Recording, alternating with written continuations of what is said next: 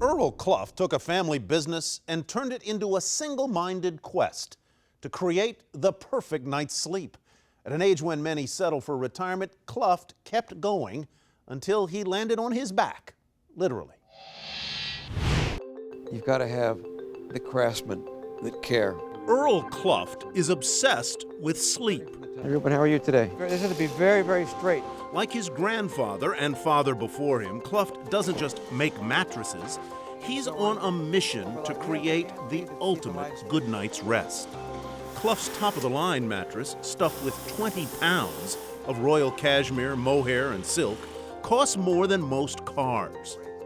$33,000 to be exact, but he sells enough of the high-priced ultra-luxury models for his company, Kluft Mattress of Rancho Cucamonga, California, to pull in $44 million in revenue last year.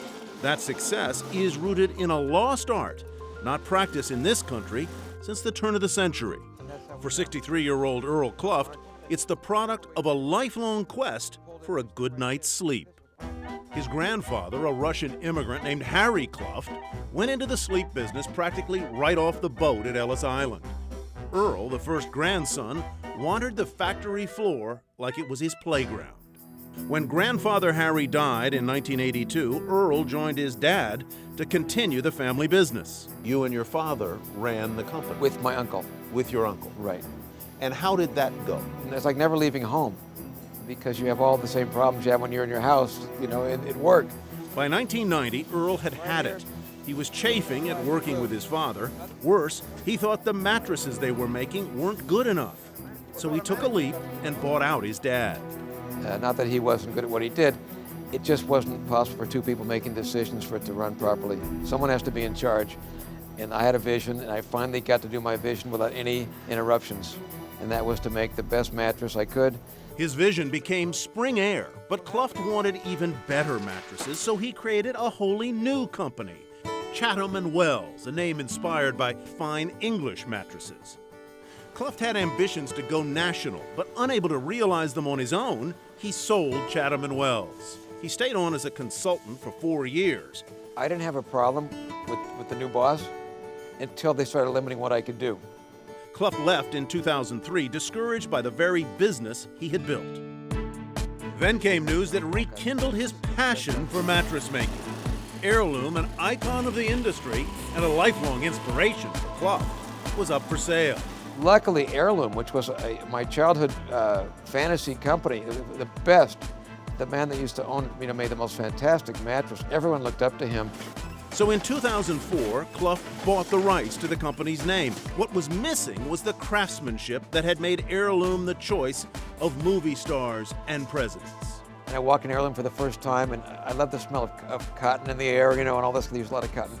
And there's a certain smell a mattress factory has. And I walked in, it's like, oh yeah, this is like home, And it was a small little place then, and it was, who cares? I can make this work. I love this.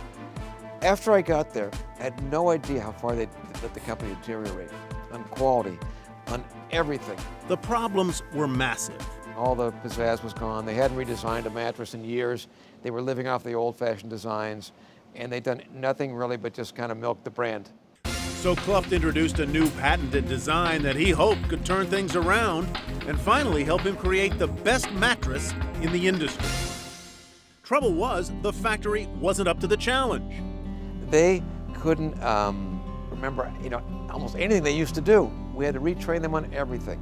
Earl knew he had to make a change, one that would signal he had every intention of making the best mattress money could buy. We had a one-year-old business, and I knew we had to move into something really fantastic, a showplace.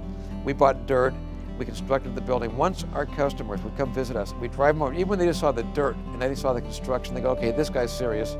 Then they thought I'm in it for the long haul. But few customers started lining up for new expensive mattresses, patented design or not.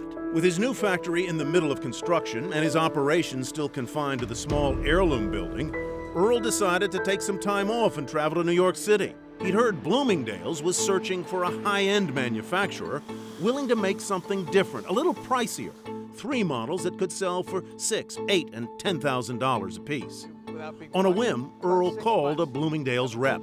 I was in New York visiting my daughter who lives there, And I called him, introduced myself. He, of course, he knew who I was. And he said, hey, when do you get to New York? How often do you come here? Well, actually, I'm here now. Really, when can you come see me? I said, when would you like me? He goes, how about right now? I went straight to his office. We sat down. The chemistry was incredible. And from that point forward, we started a relationship. Your grandfather came here from Russia. He settled in Baltimore. Right. Do you think he could have imagined this? His craft was hand side stitching mattresses. He would love this. Kluft will soon open a new factory for his luxury mattresses in Pennsylvania, just up the turnpike from where his family got into the business more than a century ago.